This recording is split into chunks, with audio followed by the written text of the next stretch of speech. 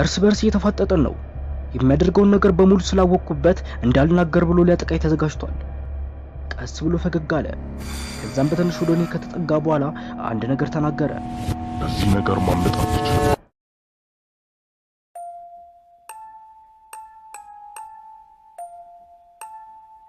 10 ዓመት ላይ ያለው ይመስለኛል። ቀኑ ፀሐያማ ነበር።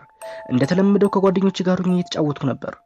ቀኑን ሙሉ ከተጫወትኩ በኋላ በጣም ስለደከመኝ ጓደኞቼን ተሰናብቼ ወደ ቤት መሄድ ጀመርኩ። የምንጫወትበት ቦታ ከቤታችን የ10 ደቂቃ የእግር ጉዞ መንገድ ይርቅ ነበር። ቀኑ እየመሸ ስለነበር ፈጠን እያልኩ ነበር ስራመድ የነበረው። ደንግጬ ወደ ኋላ ዞርኩ። ምን እንደሰማው ለማወቅ ፈልጌ፣ ግን ምንም ነገር የለም። መንገዱ ባዶ ነበር። ቦታው በጣም በሚያስፈራ ጸጥታ ተሞልቷል።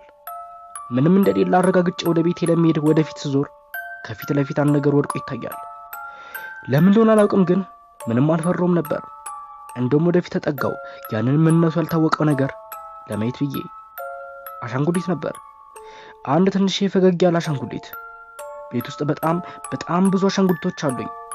ነገር ግን ለምን እንደሆነ አላውቅም የአሻንጉሊት ከነበሩኝ ከሌሎች አሻንጉሊቶች ለየት ብሎብኝ ነበር።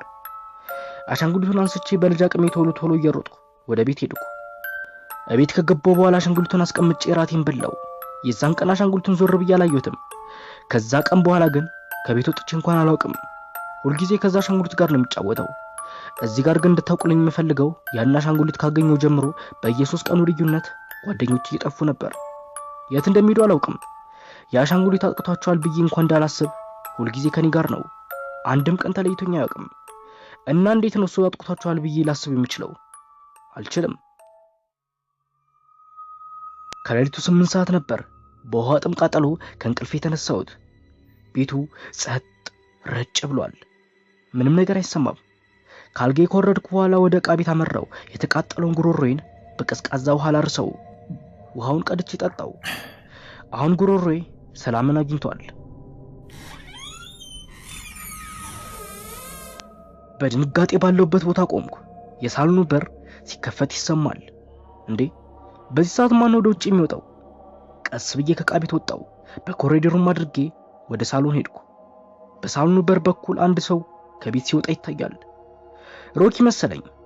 ሮኪ ለአሻንጉሊት ያወጣሁት ስም ነበር። አዎ ትክክል ነበርኩ። እሱ ነበር። በፍጥነት እየሮጠ ወደ አንድ ቦታ እየሄደ ነበር።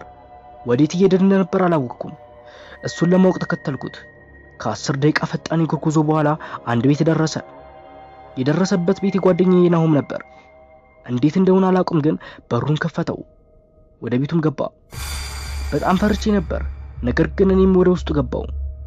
ሮኪ በኮሪደሩ አድርጎ ወደ ናሆም ክፍል ነበር ሄደው። ከዛም ወደ ክፍሉ ገባ።